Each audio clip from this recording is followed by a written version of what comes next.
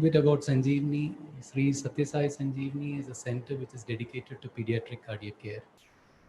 It is an exclusive specialty which is being dealt with at our place, and we dedicate this service to humanity.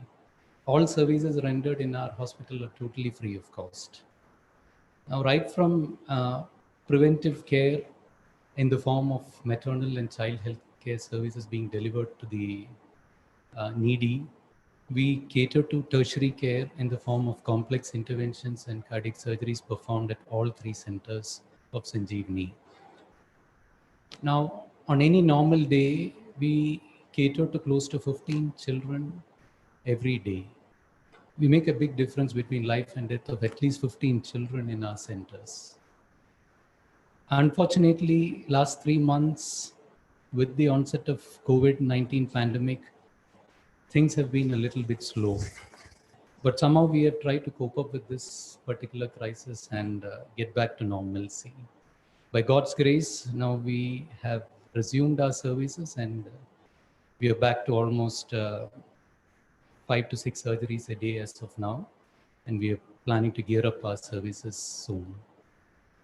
Now, as you all know, real-time seminars have been replaced by virtual webinars nowadays, because it's practically not possible for us to have a real-time presentation with people around us. But webinars also are quite interesting in that you reach to a lot more people than what you do on a real-time basis. Sanjeevani as a system is actually laid on foundations of love, service, mutual respect for everybody. Now, we believe in a lot of interactions between medical team members and our family members of Sanjeevani. Now, we felt probably webinars are the way forwards in re-establishing this connect.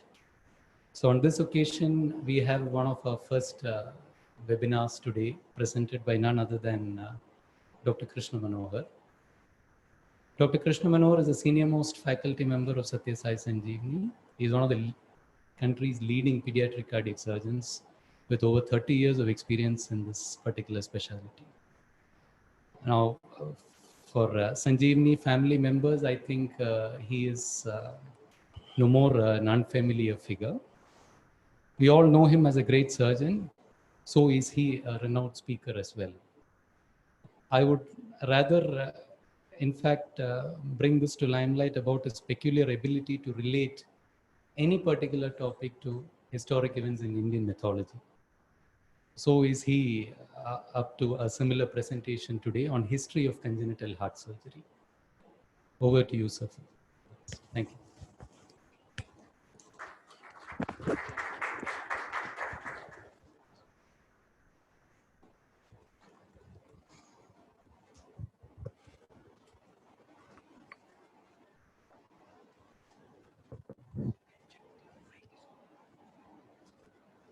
Sai Ram to all of you.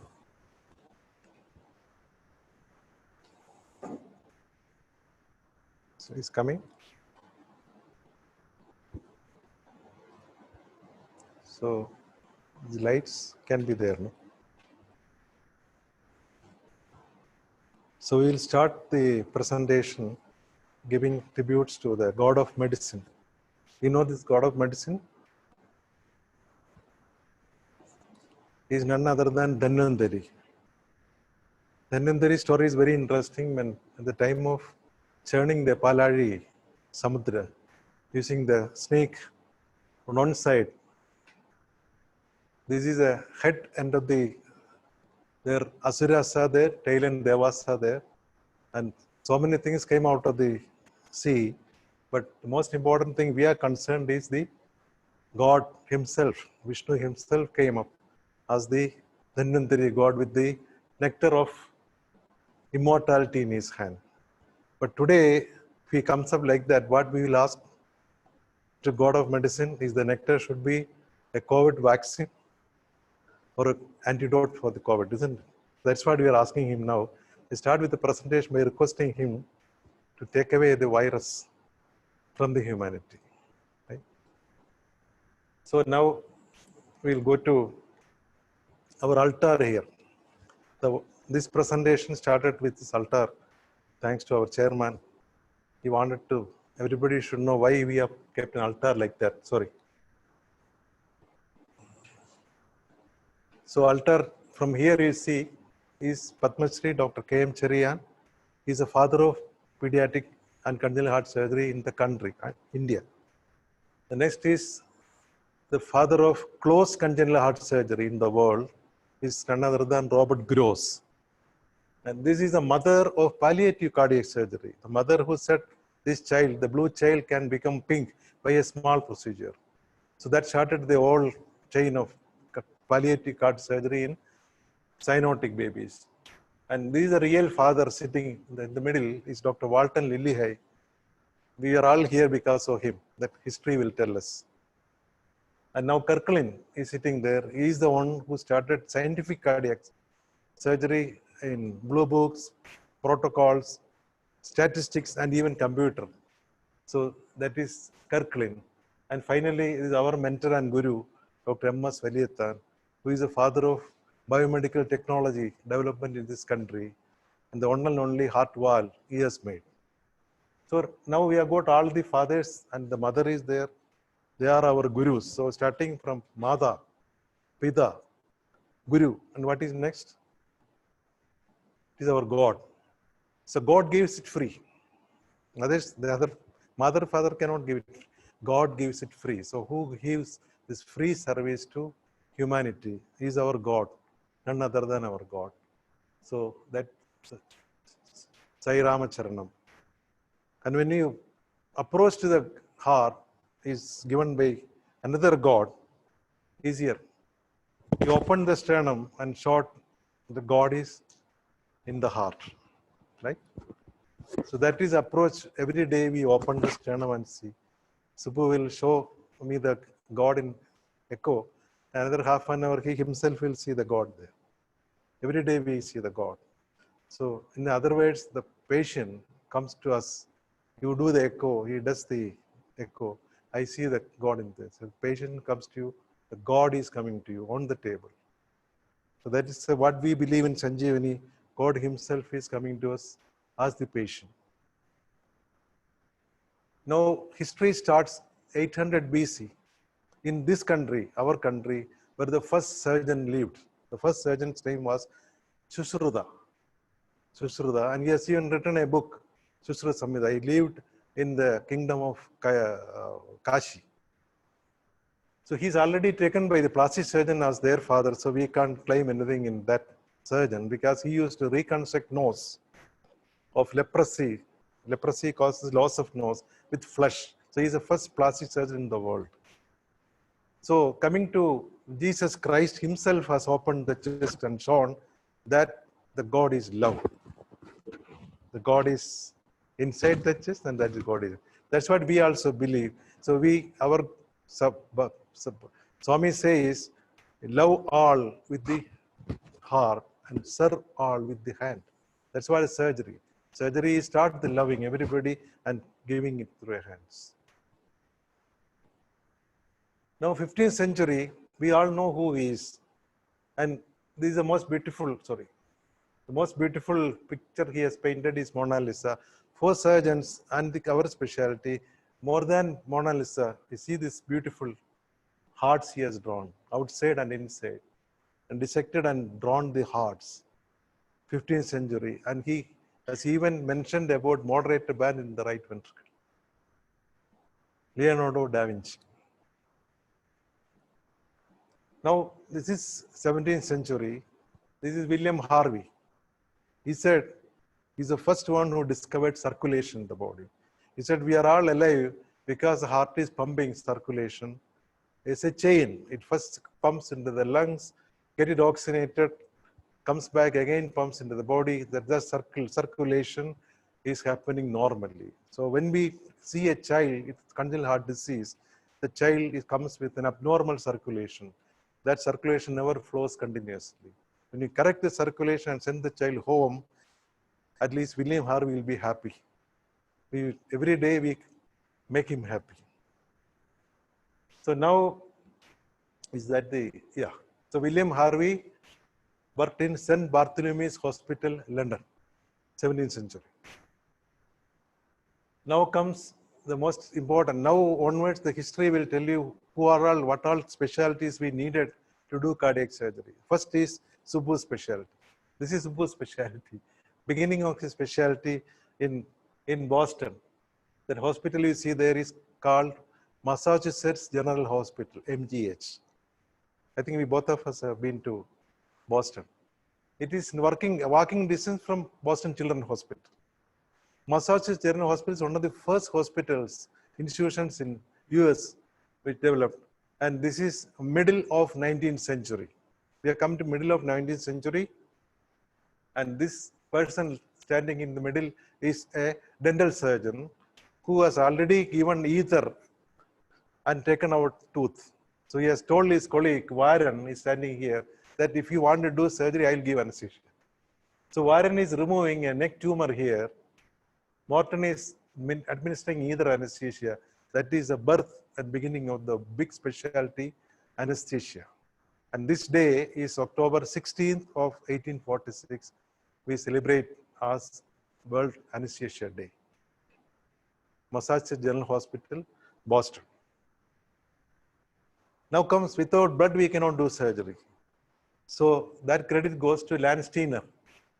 Landsteiner is from Vienna. University of Vienna, he discovered blood groups, 4 blood groups in 1900.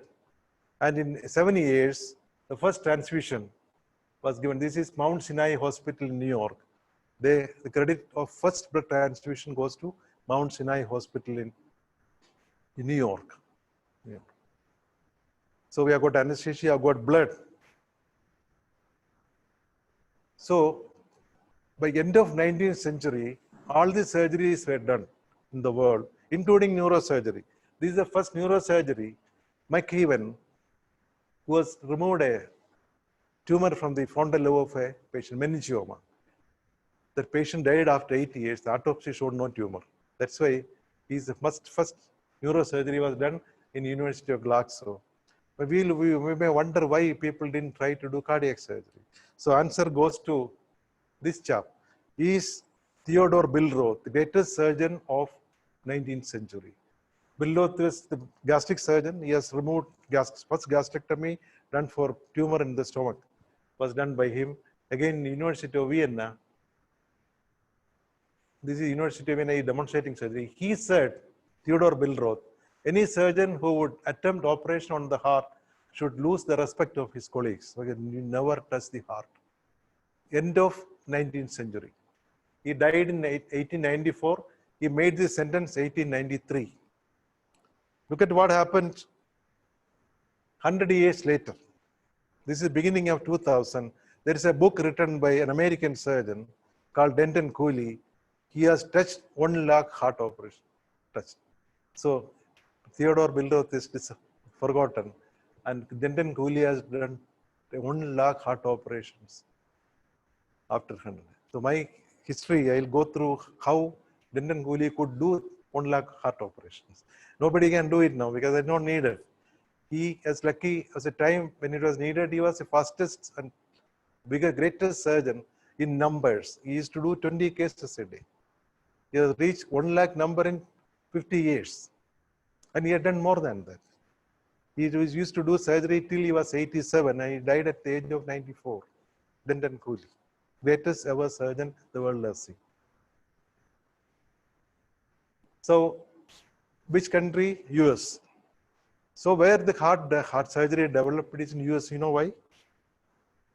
Because all these great people who wanted to explore the world with interest, discovery, and taking challenge and conquer everything, they didn't stay in Europe. In all the countries, they started sailing, including Columbus, Christopher Columbus. They found America and they settled there, immigrants there. Though they are not normal people.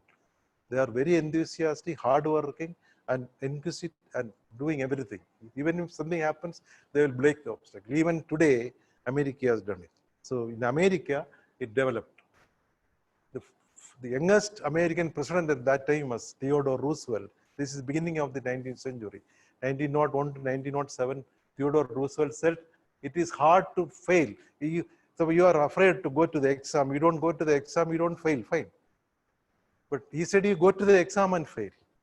It's hard to fail, but it is worse never to have tried to succeed. So he says, it is not the critic who counts in the arena. We are all exposed to criticism. You do this, why do you want to do it? Why do you want to die? This patient died, you killed the patient, fine.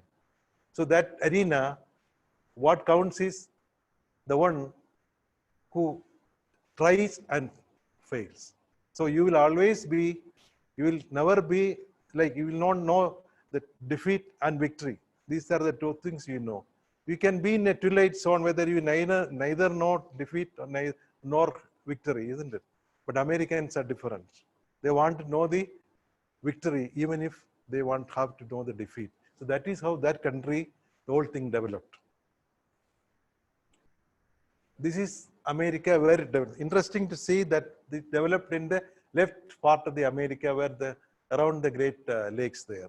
So as he rightly put, heart is on the left side. No? So heart surgery developed in the left side of the America. Right. All the other countries copied what they have done. The original innovation for every procedure came from there only.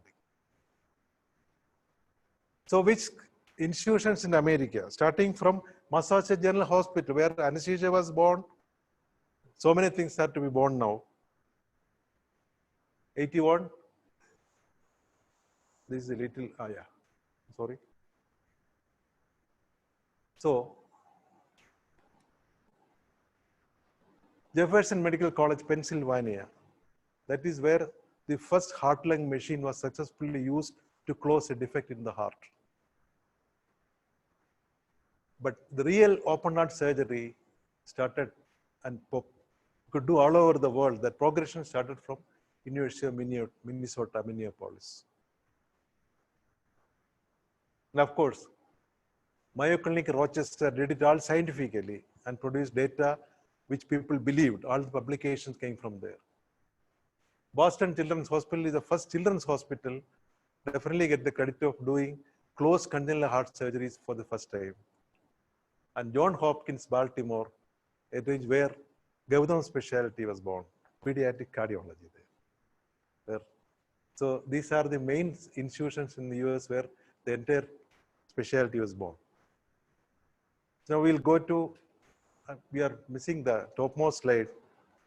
Can you move it a little away? That admin, a little away from the topmost slide. That is where the hospitals come. That hospital, let's say Johns Hopkins Institute in Baltimore. There's a medical student standing there. His name is McLean. He's only a medical student. It's a physiology lab. One day he found the test tube which was not washed properly the previous day, had some liver extract of a cat. Next day, the cat's blood did not clot in that thing. He took the test tube and went to his chief. His chief is Howell.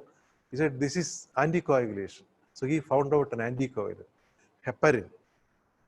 Without heparin, we cannot do an open heart surgery without heparin. So, mind you, he's a medical student there.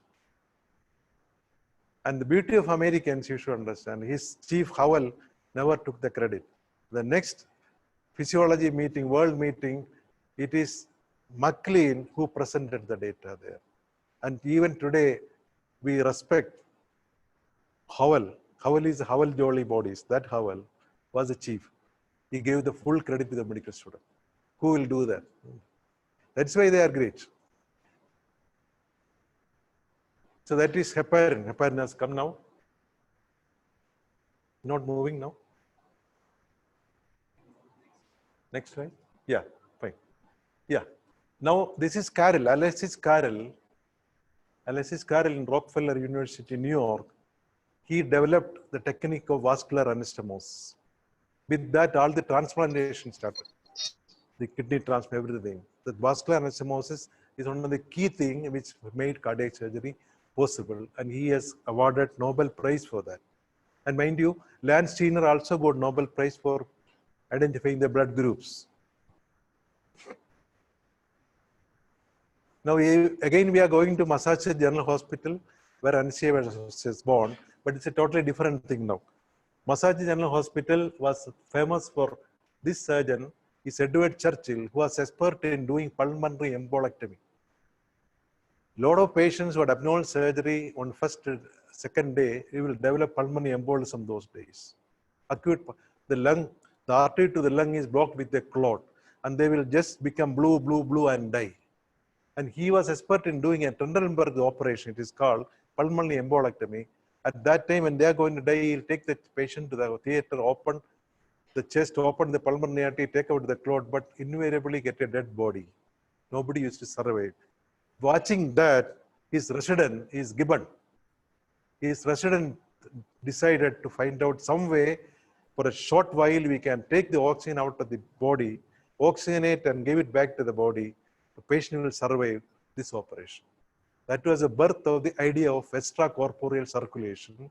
You take the blood outside, oxygenate it artificially, pump it artificially into the body. Your heart and lung, heart can be stopped, heart and lung need not work. Called cardiopulmonary bypass, or the idea of a heart-lung machine came to him. He worked his whole life on that. This is 1930. 25 years later, he could do the first surgery. And the credit goes to him again, but not in this institute. It is in Jefferson Institute. So that is, standing there is Gibbon, John Gibbon with his wife Mary, and they did all their experiments on cat first in Boston. He said that nobody used to see Boston cats because all are taken in the night by both husband and wives.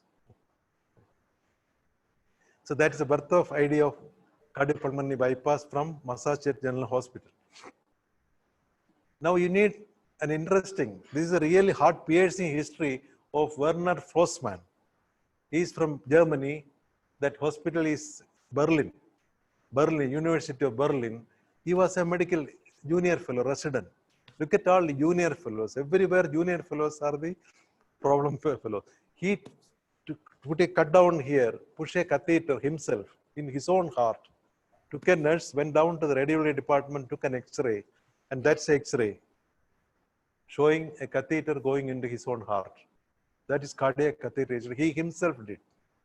Werner Flossmann again got Nobel Prize for that discovery. So that is the cardiac catheterization started, all the diagnosis started. So we have got anesthesia, we have got blood, we have got cardiac catheterization. What is not there is the diagnosis.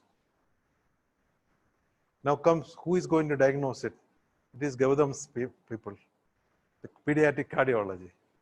So this is actually, he's also a mother, Abbott, A-B-B-O-T, Maude Abbott from McGill University. That's McGill University, Canada, Montreal. She was a demonstrator there. She did more pathology dissections of specimens. Thousands of specimens she has dissected and published this book called Atlas of Congenital Heart Disease. Even today it's a monument, 1936. So he is the starting point. I used to call her the grandma, but we'll call her mother of cardiac disease pathology. But this is a real pediatric cardiology mother. Helen Taussig. He is from Harvard. He wanted to do medicine in Harvard University. Those times, she was not admitted because women were not allowed in Harvard University. So she had to go to this hospital, or John Hopkins, and do the course. And she showed sheer interest in pediatric cardiology because she was partially deaf, she was dyslexic, all those extra power she gave it to pediatric cardiology. To the extent when she joined in 1930 as the first posting there, she was appointed as the chief of pediatric cardiology. In this building, it's a Harriet Lane Clinic. That's a pediatric. That's the first pediatric cardiology hospital in the world, 1930. She was a chief. And when she retired after 30 years, that was a long span of, as an HOD, nobody has survived 30 years in an institution. So that is his caliber. And this building presently known as in her name, mother's name, clinic. And she also wrote a book, it's blog, no? It's okay. So if it is big problem, you can leave it, photographs. Not moving. Just, why don't you can move the slide for me? Then you move, I'll only show. Okay.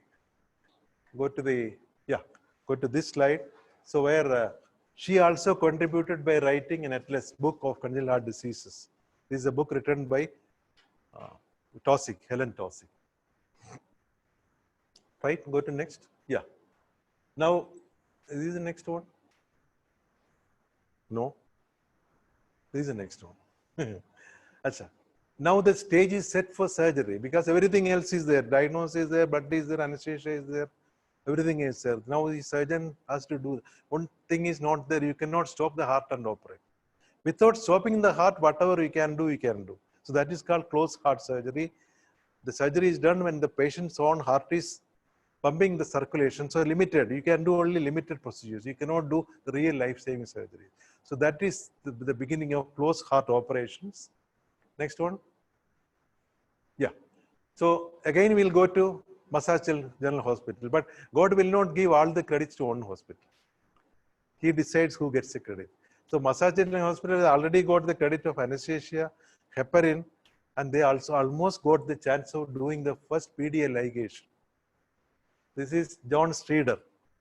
He did a PDA ligation, 9-year-old girl. Girl survived, but 11th day or 8th day, girl had an acute gastric dilatation, aspiration. Those days it was very difficult, even to diagnose aspiration.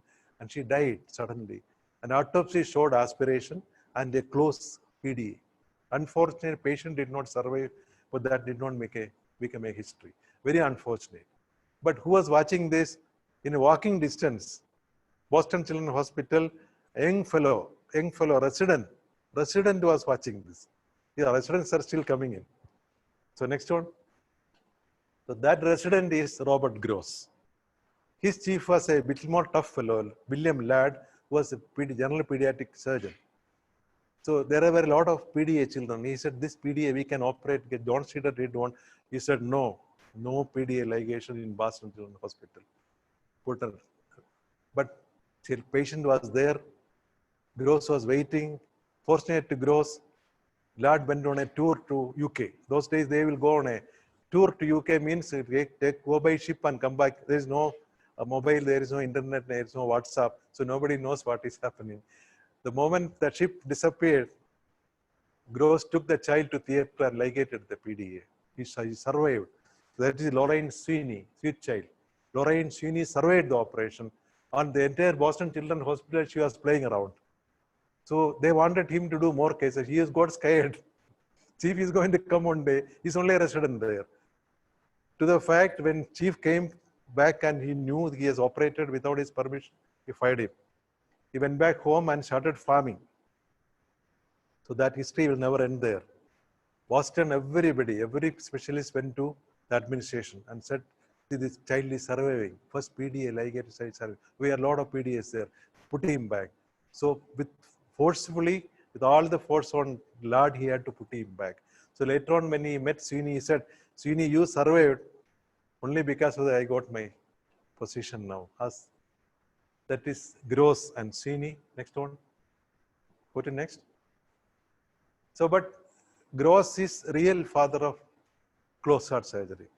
After PDA, he wanted to conquer coarctation. He started operations on coarctation on dogs. Dogs will be opened. Coarctation is made by tying off the descending thoracic aorta, and they will resect and do the anastomosis. And his colleague in that was Hufnagel, Charles Hufnagel.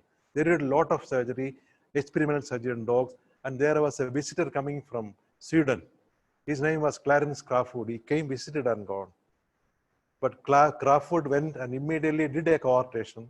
The child survived and wrote publication to the journal. Journal sent it for review to Gross. He lost it. Doesn't matter.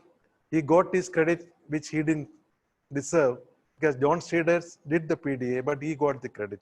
But when the credit due to him has gone to Crawford. Doesn't matter. But he gets the credit of doing the first AP window. When he opened a PDA case, PDA was not there. It's an AP window he ligated.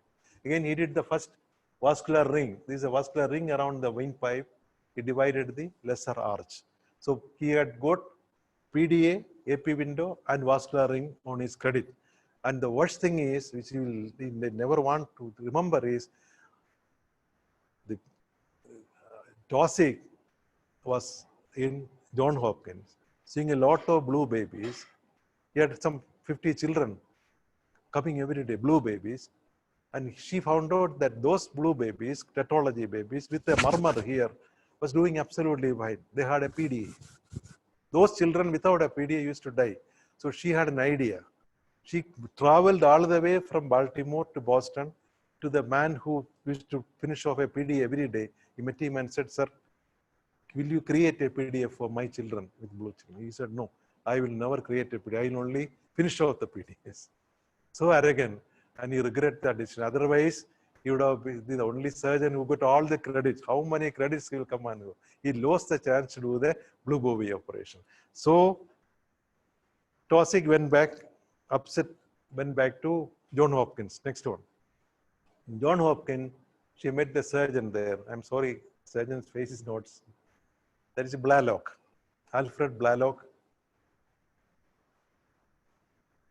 Yeah, that's Alfred Blalock.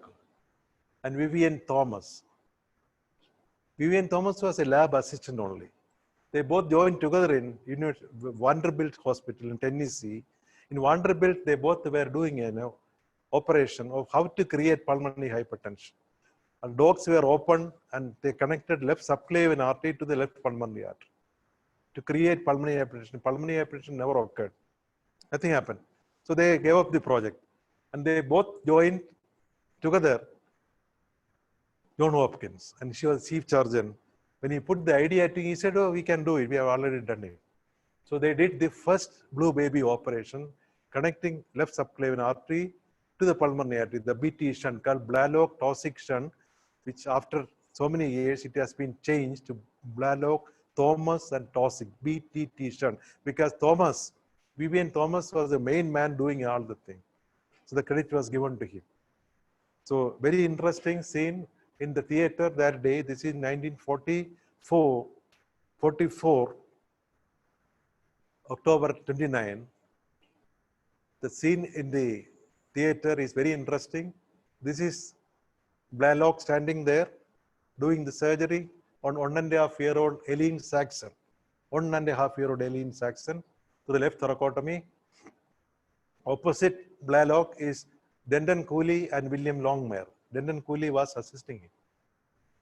And behind him, standing on a stool, is Vivian Thomas telling him what to do, what not to do. So that's a historical picture.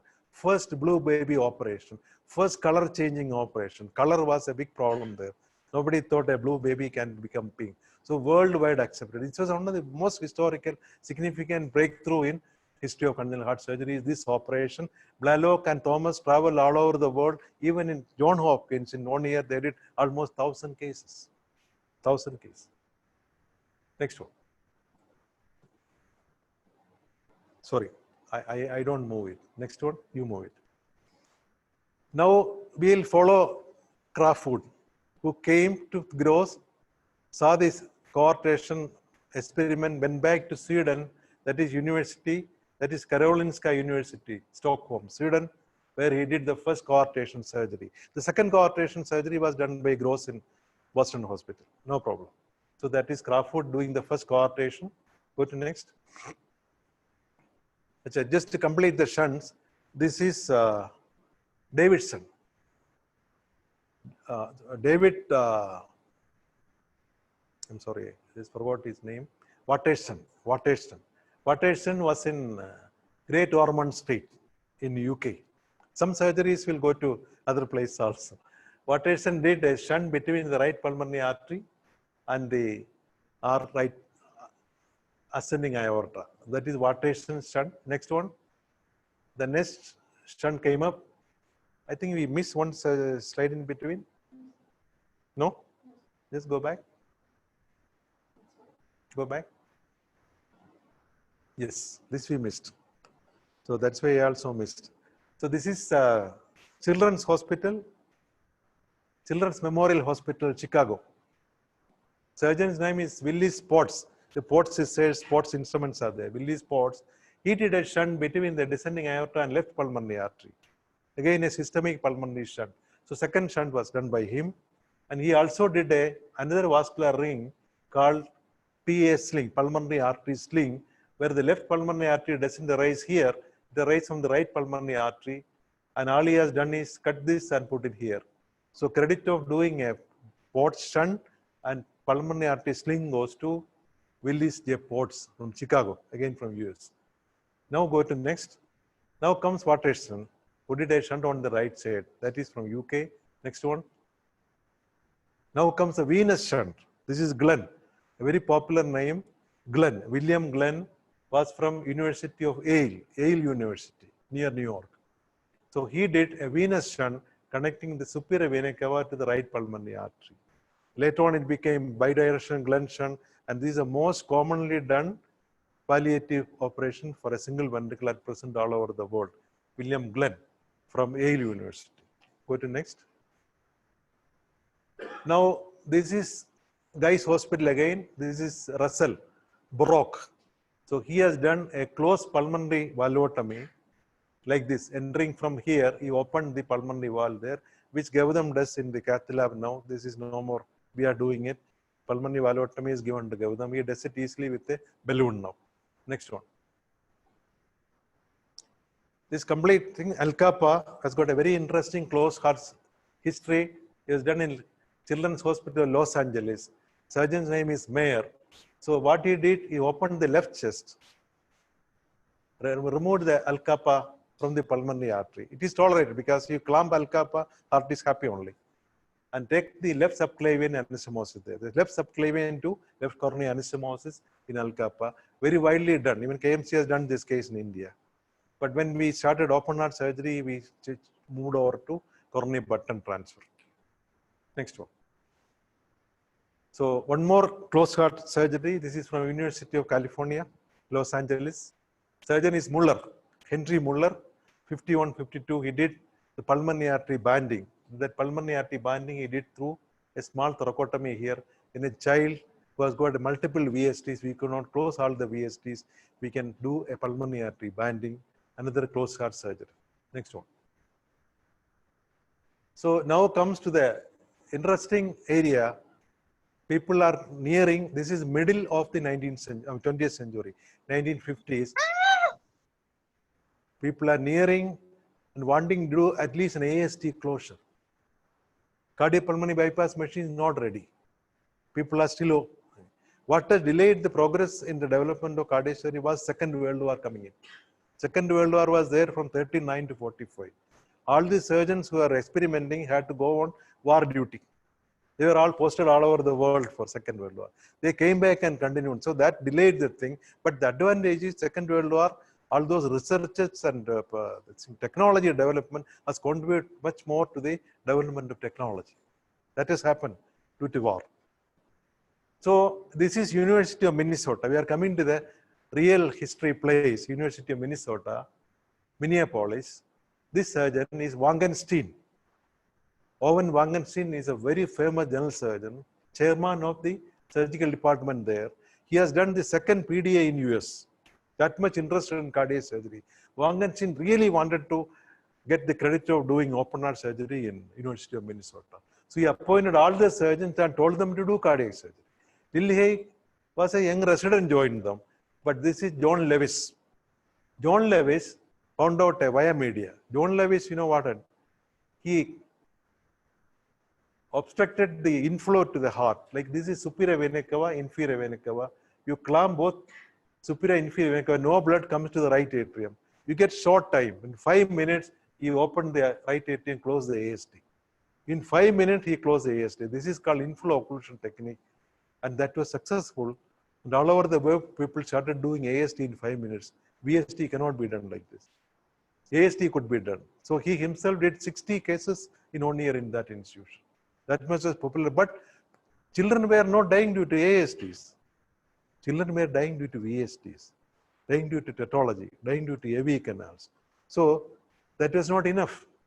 So even though they started this is not open heart surgery, but are you opening? Yes, you are opening. So it is called direct vision cardiac surgery. No cardiopulmonary bypass, not open heart, but we are opening the heart. Okay, next one. Now comes the open heart surgery, where they have managed to make an open heart surgery situation by having a heart-lung machine. The patient is taken to the theater, patient is cannulated with heparin, blood is taken outside the body, oxygenated and pumped back into the thing. So huge work has been done outside the body. That was so huge in the initial period, so complicated, so costly. That is why the problems came. So we'll come to it one by one. Go to next.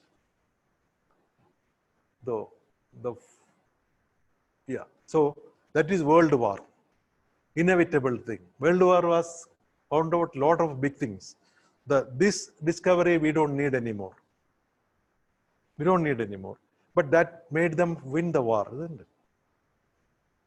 This discovery, yes, we wanted to go to moon.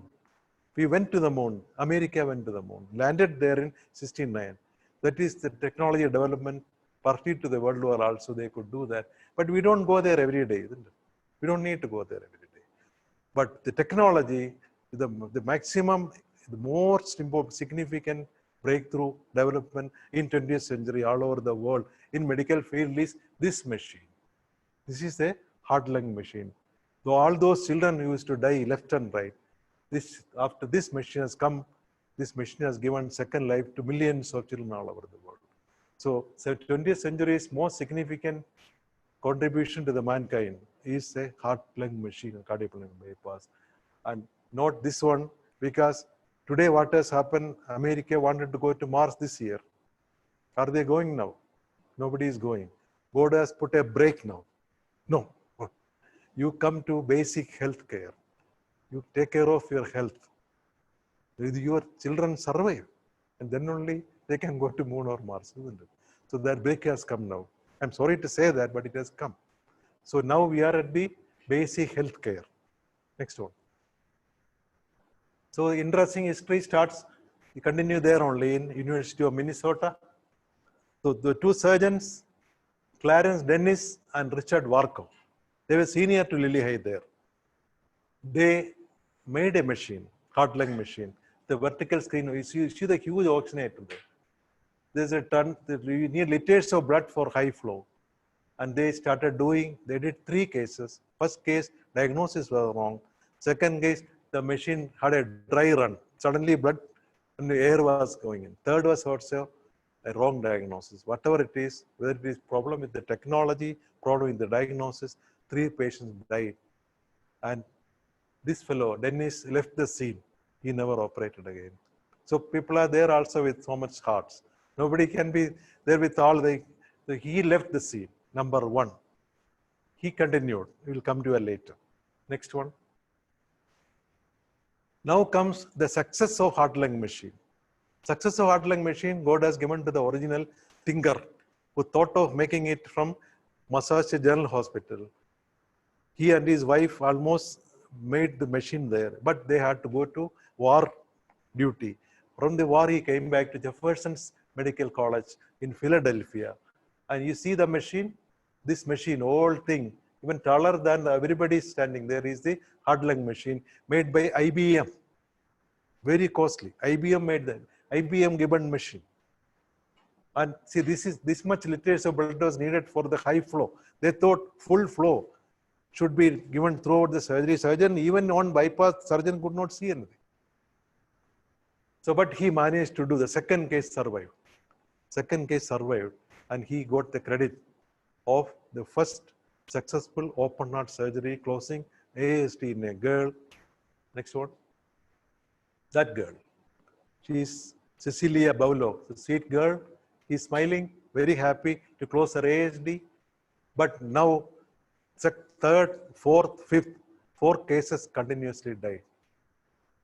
So Gibbon, God has given Gibbon only a father of heart-lung machine, not father of heart surgery.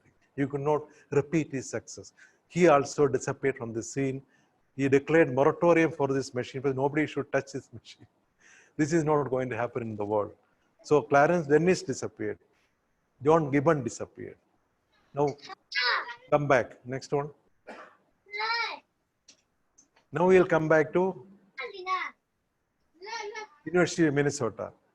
This is Lillihei. He also had his war posting in Egypt. He survived the war and came back and joined Lil. Wangenstein said, you have to do open heart surgery. So he knew, he's a very brilliant fellow. He knew all the problems.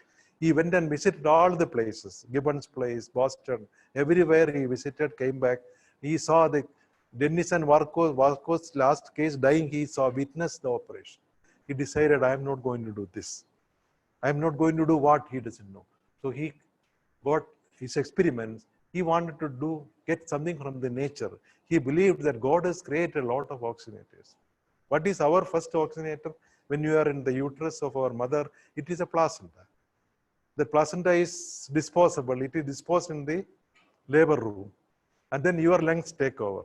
And God has given you two oxygenators, two lungs, one is standby. Even if somebody stabs me, I will survive with this lung. That much he is considerate. He has given two oxygenators for your entire life. So why not use God-given oxygenators? What was his basic plan? This is Warden and this is Cohen. And those two, Warden and Cohen, joined him. And luckily for him, this theory has come. This is a theory of Asago's flow principle from Andreasen and Watson from UK. They said, they proved that they took dogs to the theater, ligated the dog's superior vena cava above the Asago's vein. This is a last small vein joining the vena cava. And they ligated the IVC also. The dog has only 10% of blood coming through the small Asago's vein, but the dog survived. And they proved that you don't need high flows. For 30 minutes survival of anybody, you need only 10% of the flow. That is God. That is nature. You don't die of a small flow. You have revived so many patients of cardiac arrest. You have revived people for taking from the road, we have revived them. They all survived. They had cardiac arrest, no circulation for some time, but you don't have to have a 100% flow throughout the thing. So that was the big understanding of the Murli and Lillihei, that this is not the thing. Solution lies in the nature. So that day they were doing monkey lung, dog lung, all were used, but experiments. The day Cohen told Warden, Herbert Warden, that his wife is pregnant, Warden said, yeah, very good, congratulations. Pregnancy means there is an oxygenator inside. No, yes, that is placenta. No, why not we bring the placenta? The placenta, how can you bring placenta? It is only working in the uterus. Then Warden said, then why not we bring an animal? Animal, yes, animal is an oxygenator.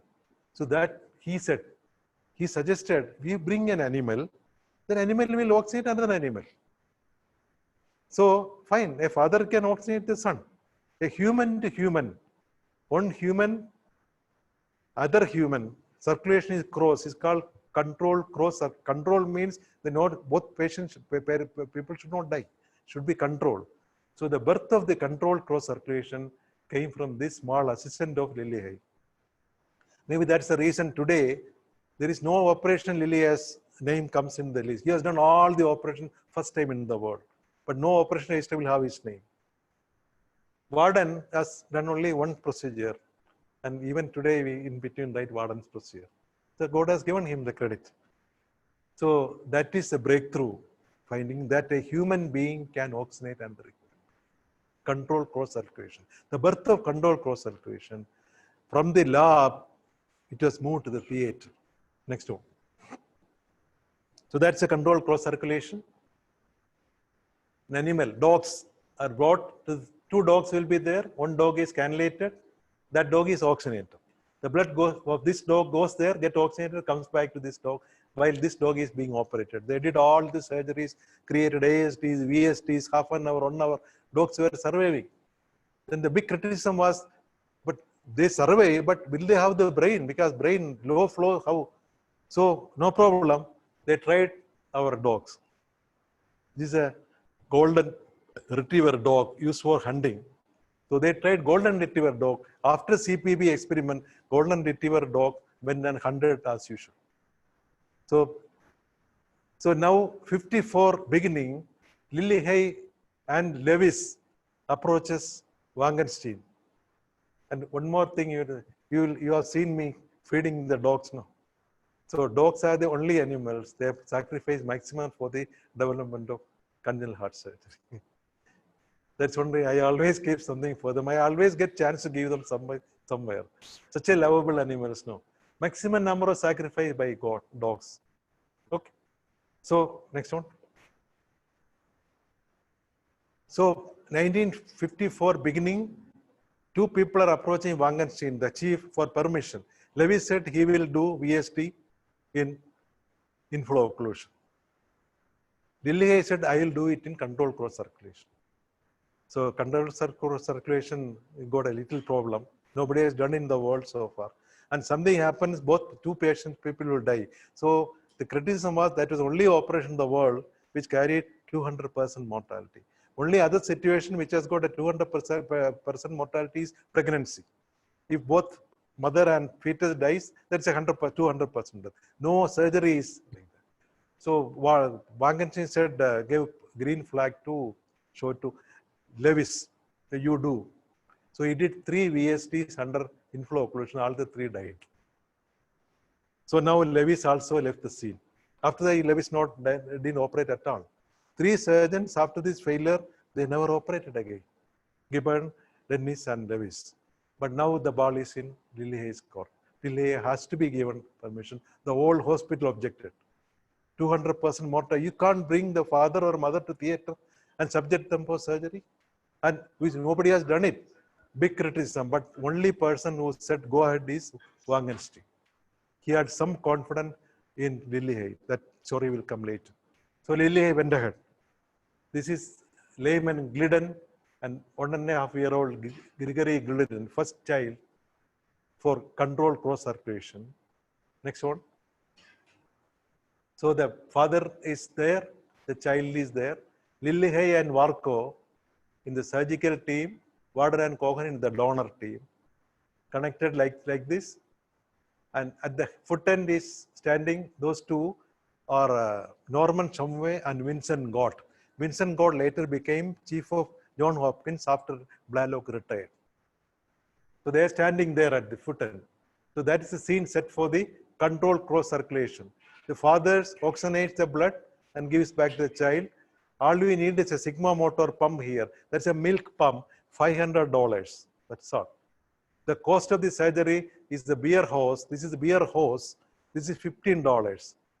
That's all the cost, not the $1 million of heart lung machine. $15 they could do this surgery. Very cheap and very safe because that oxygenator will not kill the child. The God's oxygenator, the father can never kill the child. Safety of CPP is 200% safety of CPP. So you have a video of that same operation now. Video comes now, no? See, look at the video. Look at Lillihay. He's talking. It's years later when he came to Agra. She has shown this video to all of us there. Lillihay is talking. You see his right side of the face is clean, left side is flat. We'll come to it later. And his head is turned to one side. He is talking about the first cross circulation surgery, closure VST he did first time in the world. He's talking about 1954 surgery. Not very audible. Video will come now. That's a heart which is opened, widely open. You can see the entire heart, right ventricle is open, and he is tying sutures there. He tied 12 sutures and directly closed the VST. Heart is beating, no cardioplegia, big opening, entire heart is seen. All these things we will describe later. And he's just closing the VST. First time in the history, the world, a VST has been closed and child is given a new life. Walton Lillihay. That is the surgery. And there is not much blood because it is low flow. Not much water. Yeah. Thank you. That's all. There's not much blood because of low flow. So, okay. What happened? That child Grigory survived, extubated, doing well, but 10th day developed pneumonia and died 11th day. No problem. Lillihei is a different person. He took the child to autopsy. In front of everybody, autopsy was done. VSD is perfectly closed Langhans pneumonia. So now nobody will say no to him. Everybody said, you go ahead. The VSD has been closed. The second child is sitting there. This is Pamela Shamit. Pamela was a 7-year-old child, 4-year-old child. And the father was a vaccinator, and she survived and she became a celebrity. With Lillihei, she used to be taken for all the meetings, press, and she grew up as Queen of the Heart. And Lillihei is called King of the Heart. So that is where controlled co-circulation got a life. And now he did 8 VSDs and then did the first tetralogy. Mike. This Mike Shah, 10-year-old child with tetralogy came. Unfortunately, he was AB negative. His parents could not be the donor for him.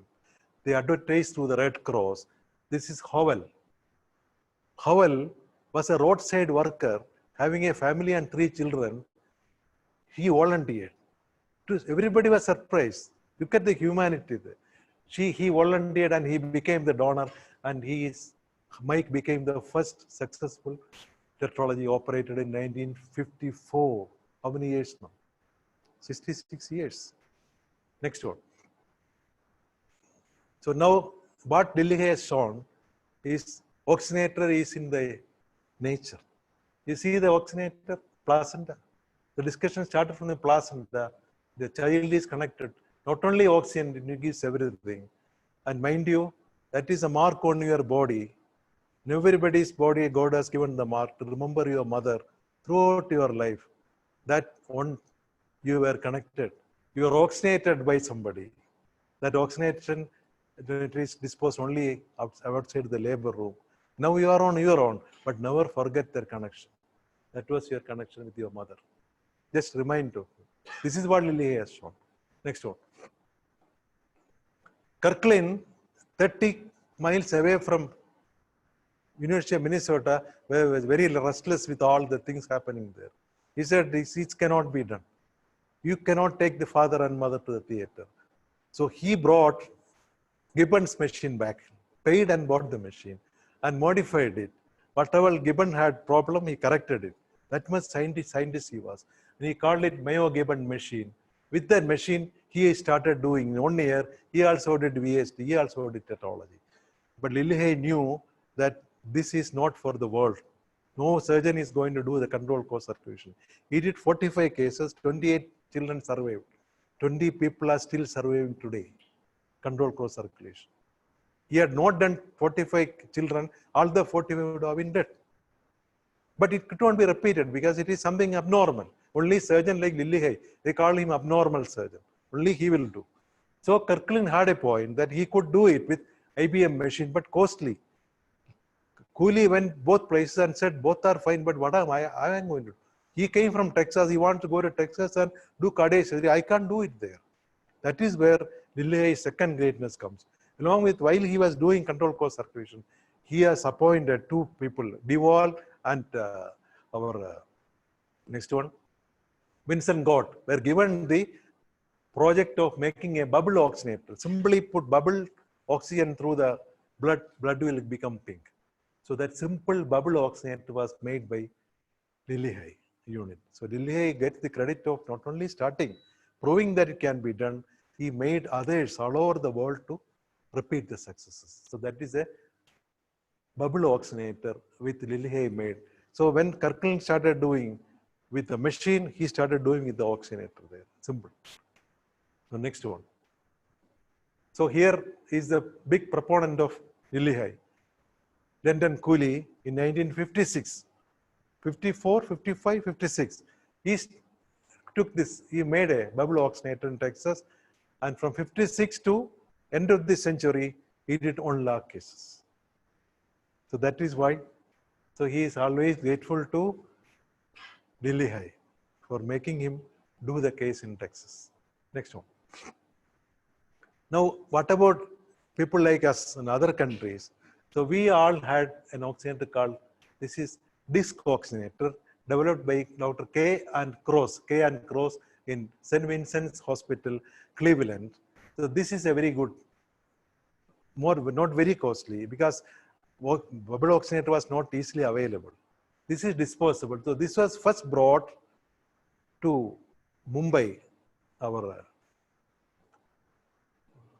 the Dastur. He did the first ASD in Mumbai. Dastur used this disc oxygenator, 1961. In 62, first VSTS closed in Vellore disc oxygenator, Gobinath. KM Cherian started surgery in railway disc oxygenator. Alni Institute started disc oxygenator. Chitra started disc oxygenator. So disc oxygenator has traveled all over and then made cardiac therapy. This is years later. Next one. So now we'll go to Egypt. Very interesting. This is Egypt.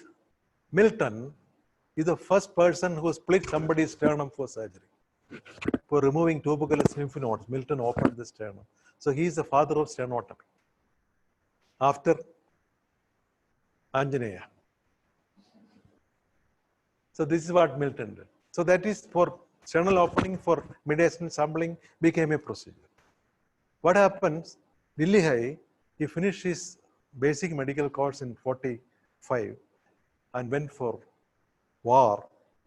He was posted in Egypt. So he has visited and he survived World War in Egypt, where sternotomy was done. Lillihei came back and joined surgical residency after the war in 45. Yeah, he went in 39-40. 45, after the war, he joined surgical residency under Wangenstein. Surgical residency over by 49-50. 2 months before he finished his surgical residency, there was a swelling in his left parotid. And his chief, David Stake, operated and took it out. The report came as lymphosarcoma. 5-year survival in that time was 25%. You have to do a big block dissection, plus minus mediastinal lymph node removal and radiation. But the report Wangenstein kept secret. He waited 2 months till he completed the residency because Wangenstein wanted him to take up cardiac surgery late. Very interesting history. The day he completed his residency, surgical residency, he was on the table, 7 surgeons operating, 6 anesthetists, 20 units of blood, 12-hour surgery. All thing was removed from the neck, opened his sternum. Second sternotomy in the history was on Lillihei. And he survived with mediastinitis radiation. 3-4 months he was in the hospital. Wangenstein wanted to do a second look operation. He said no. He survived. All his specimens were negative. Then he comes to cardiac surgery, 35 years. When he did the first controlled cross circulation, he had a scar here. His head was like this, pulled by this muscle, and he had a big scar in the sternum. No wonder he survived. That was Wangenstein's first survival. He survived Wangenstein's knife. He survived Second World War. He survived malignancy and radiation. 35 years. He was left just in 20 years, 73. He was very actively doing all surgeries. He developed everything. He developed heart valves. He developed pacemaker. He did transplants. He trained hundreds of surgeons, including Dr. Gobinath and Dr. Stanley Jones from India. He trained everybody. But towards 1973, he started losing his vision because of the radiation cataract. But that is one side. What happens in his profession? What is the next slide? Yeah, go back. Achha, we'll continue this. So sternotomy, next one. We'll come to Lillihei later. So when Lillihei did sternotomy operation, or Gibbon did in 1953, 54, 55, 56, all the surgeons did this operation in this incision. You seen the incision there? It's called clamshell incision. That's why you could see the entire heart. This is an all body incision, bilateral thoracotomy, transverse sternotomy. It will be open like that.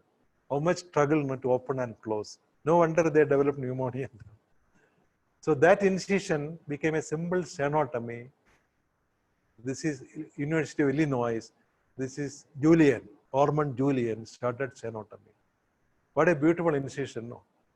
You have a car, it's a bonnet, engine is just under the bonnet, you open and do the repair. Exactly same. Even a newborn, in a 100-year-old patient, the safest incision to open and close is sternum. When you open, you get all the access to all the parts of the thing. You close, you can estimate on the table, that much. So it is possible only in human beings, not in animals. So God must be a cardiac surgeon who has put the heart under a bonnet of the sternum. Next one. Just to completion's sake, America didn't get all the history. Transposition of great arteries, they lost. So transposition of great arteries corrected at the atrial level, you call it sending operation, was done first by Erik Senning in Karolinska Institute, this Crawford's student in Sweden, Stockholm, Sweden. So that is Senning doing the first atrial level switch in transposition of great arteries. Next one. The same type of operation simplified by, this is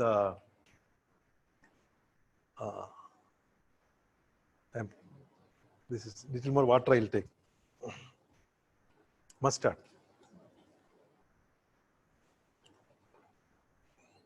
This is Thrompton, William Thrompton Mustard.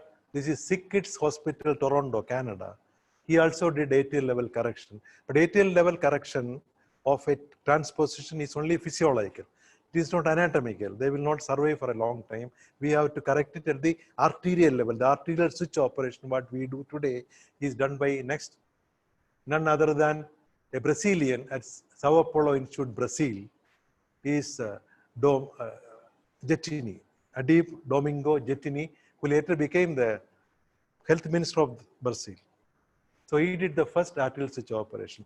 Poor fellows, Brazil is in deep trouble now. Deep trouble now. We wish they also survive the corona thing. Next one. Now, when you have, the child is born without a pulmonary wall, you have to put an artificial pulmonary wall, a conduit there. Maybe pulmonary arteria, maybe truncus arteriosus. The operation uses a homograft. First by Dr. Donald Rose from Guy's Hospital, London. In '62, he started using it now. He himself started another operation. When you have aortic wall is bad, you can put your own aortic wall, your own pulmonary wall in the aortic position and put a homograft there called Rose operation. So that history has gone to UK, not in US. Next one. This is a single ventricle correction. Unfortunately, so many children are born with only one ventricle. So one ventricle cannot do the job of two ventricles. So you will bypass the right ventricle by doing a Fontan operation. Francis Fontan from Bordeaux Hospital, Paris, France. So he has done atriopulmonary connection, which later became lateral tunnel and extracardiac. These are all Fontan correction, the palliative surgery for single ventricle. Also did not go to US. This is France. So France, Brazil, and Canada and Switzerland also had some share in the history of congenital heart surgery. Next one. And back to Boston Children's Hospital, the most complex of single ventricle is called a hypoplastic left heart syndrome, where you do a Norwood. This is William Norwood. The child has no left ventricle, born with only right ventricle. It's connected through the pulmonary artery to the aorta, and pulmonary artery is given a shunt. Is called Norwood operation, done first by Norwood in Boston Children's Hospital. Okay, now then we come to the real emotional history of a transplant. It's the ultimate of all the cardiac operation. It's a transplant. If you have a bad heart, you put another heart there. So look at this historical picture. This is none other than Christian Bernard, who did the first transplant. Christian Bernard and Norman Shumway were training with Lillehei, and they both were wanting to do transplant. Christian Bernard disappeared to his place and did the transplant first in the world. Americans could never forgive him. Just like Gross could not forgive Crawford, he also was not forgiven by America. Because it's a matter of time that he did the first transplant. And this is DeBakey. DeBakey and Cooley were working in the same hospital, but the Baylor College of Medicine, later on Methodist Hospital. DeBakey was about to put the total artificial heart. And when he went for something to New York, in that gap, Cooley put it and he got the credit. A fight between them never lasted till their end. So that's a very classical thing. So now sitting there is man without any fight is Adrian Kandrowitz, who did the first pediatric transplant in Maimonides Hospital, New York, in a 19-day-old child who was sick with Epstein, neonatal Epstein. He put a anencephalic child. Those days, the donor was not there. Anencephaly is a condition where you are born without brain, much brain. Now they can survive as politicians, but those days it was difficult. No. So anencephalic brain was put, that baby survived only 5 hours, but still he made the history. But next one, but the real credit, go to next. Credit of doing a pediatric transplant goes to Eric Joss. Eric Joss is in, this is University of Columbia Presbyterian Hospital, New York. So he operated a child, a 6-month-old with dilated cardiomyopathy, transplanted the heart. The child needed a retransplant after 4 years. The child grew up, became a medical student, and staying in the hostel, and he was found dead on day. Fine. A child who is otherwise dying has gone to that extent. That's the beauty of pediatric cardiac surgery. You may not want the child to lose at 6 months or 1 year. Let the child survive 20 years, no problem. That is the survival we are offering. Congenital heart surgeons are, we are not gods. We are not giving them full life, but we give them a maximum possible life. 25 years is good, not bad, isn't it? What is life? It is just prolongation. Good, prolong it. But this is more than enough. Next. So now we come to our altar again. Why our altar we have put all those pictures, you may ask me. This is Professor M.S. Veliyathan.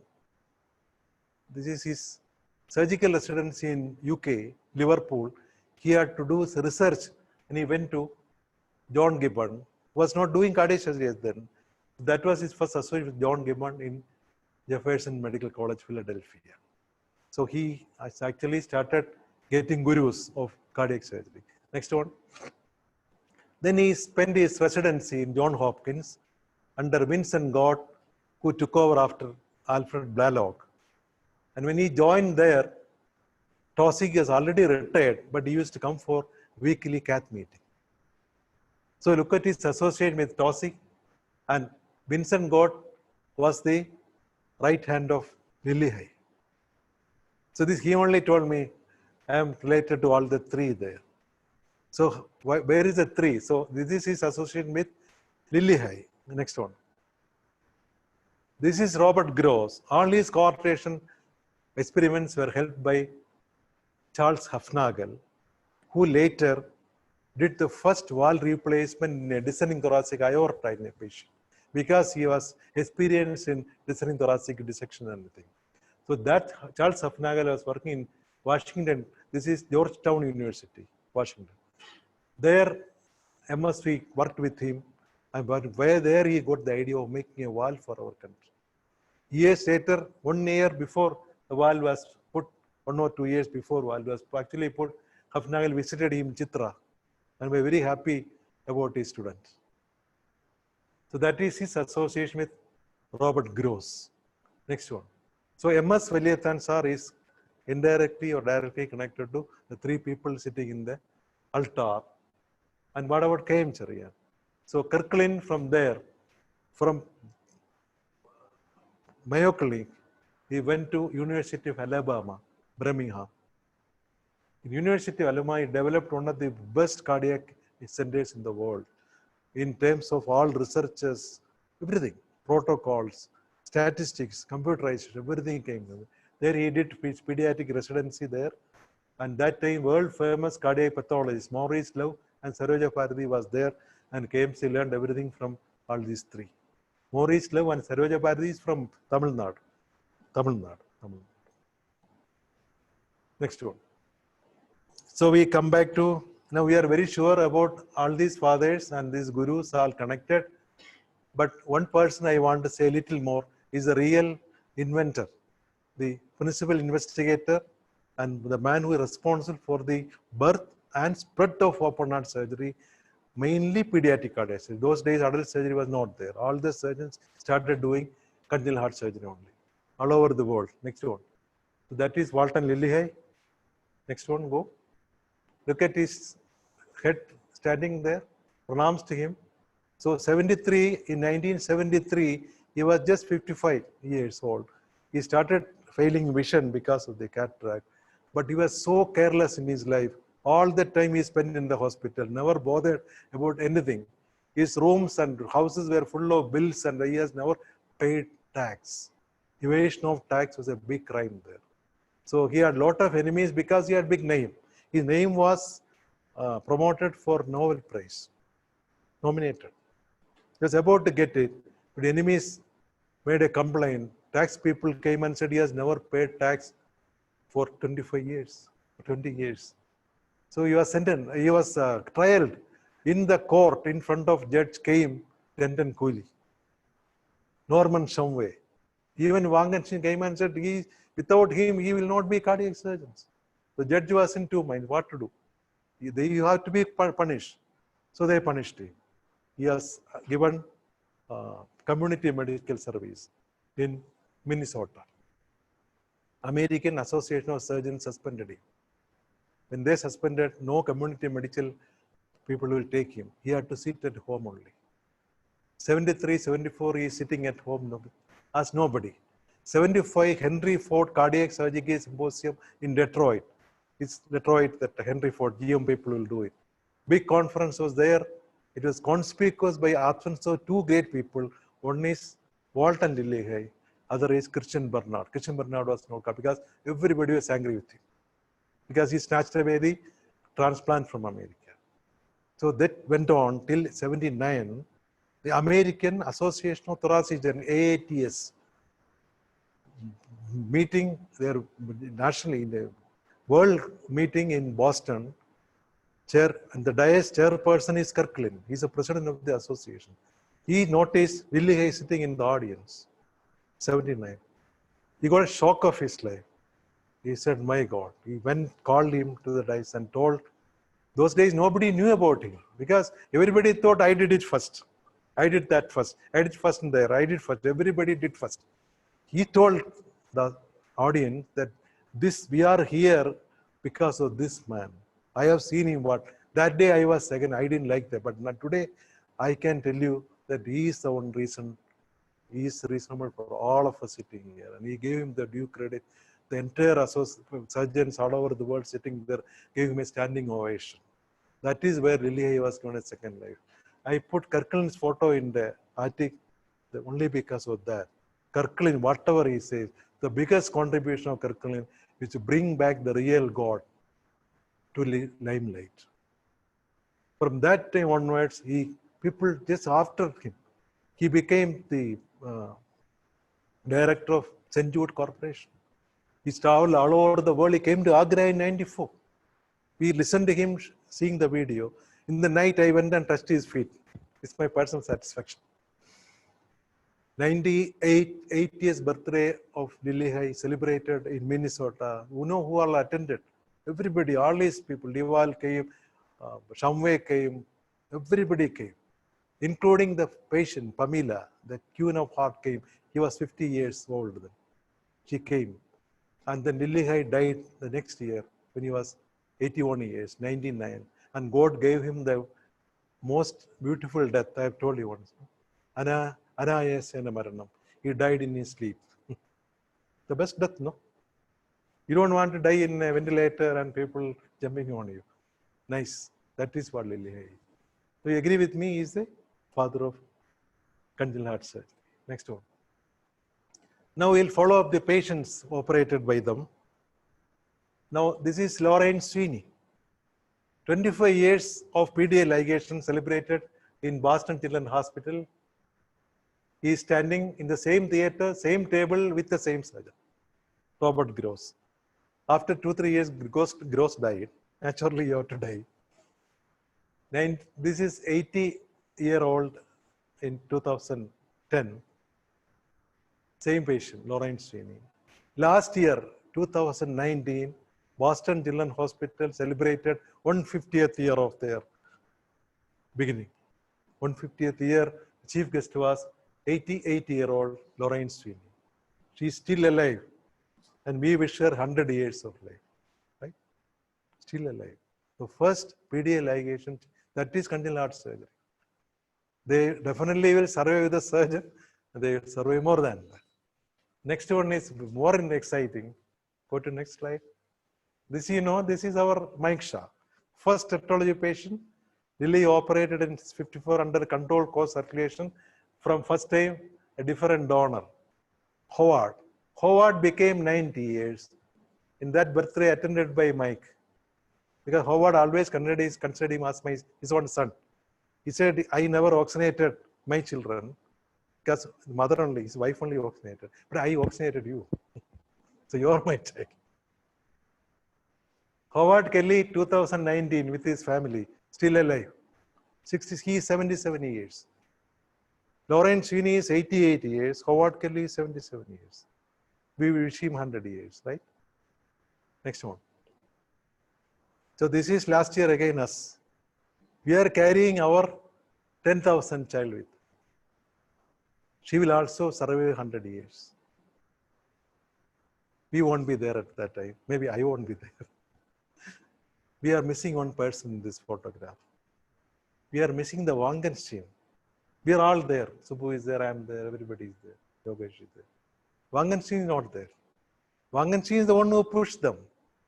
Wangenstein pushed them. Our Wangenstein pushed from 10,000, he wants to push us to 25,000, 50,000, millions. So this Wangenstein, next one. Yes, Wangenstein is sitting there. He is our Rama because he could have done it, but he says, you do it.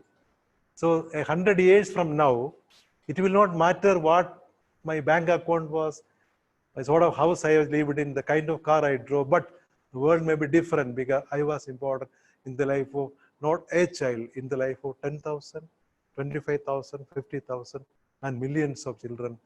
We are little happy with their lives. That is a gift. We say it is their gift, but we say it's our gift. Next one. That is the Sanjeevani. The second life we give to thousands of children, millions of children, and counting. And whom we are thankful to this. We are thankful to only God who has given us a chance to do this. So people say you are lucky to work in Sanjeevani. I said, yes, I know.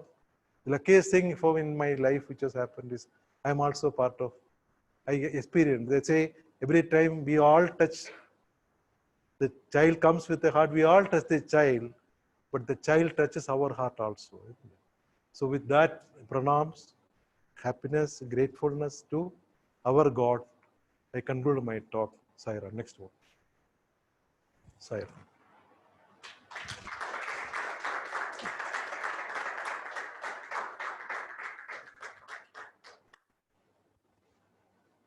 So, sir, it was an extensive elucidation of history.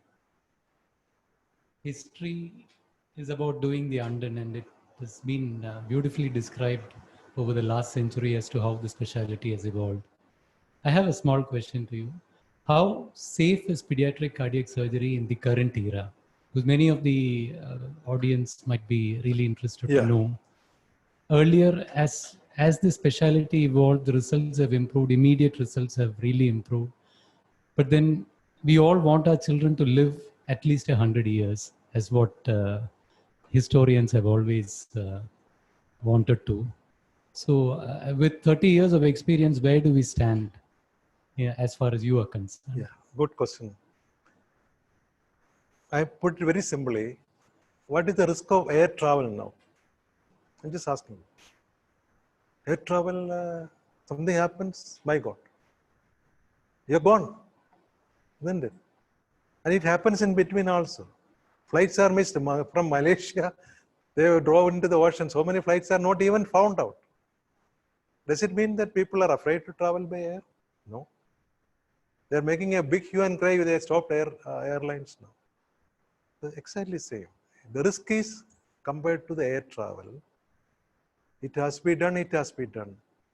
And if you think it has to be done, it has to be done. You want to travel by ship, don't go away. But if you want to travel by air, you have to travel by air. So you have to, the child needs surgery, get it done. Risk is there. If you ask air travel, yes, risk is there, but no risk. People are traveling. People are doing cases. They are surviving 88 years, 77 years. So that is a proof. Other side, you can say that fellow died, this fellow died, Malaysian plane, fine. So one side there is a risk. Other side there is no risk. Now living with a major congenital heart disease, you are going to lose the game anyway. It is 100% risk.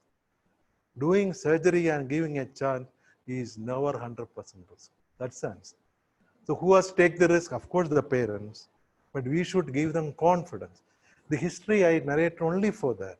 Look at the guts with Gross did the case. He has lost his profession. His chief said no. I mean, you will not agree with me that if Sidhu wanted to do something against my thing, and I say he let him do it. That's what Gross has shown. It needs a lot of courage to do that thing. Then really high. Don't do an operation which carries 200% mortality. It did. And both are not there. The patient they have operated are still there. So that is the answer to the question. We are much better off now. We are not in that situation. 66 years ago, nothing was there. Now everything is there. You are there in the theater. Those days, we have to autopsy, open and show that the VST is closed. Subbu shows me immediately, sir, VST is closed. That's a confidence. So we are much better off to do a pediatric cardiac surgery than those times. Correct?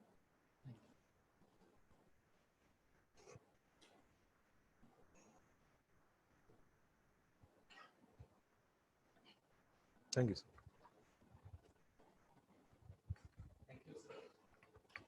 Thank you once again for that beautiful presentation. So, and due to shortage of time, it has been a long session. So, we would have all comments and questions shared on our website. We will try to get back to each and every one of you.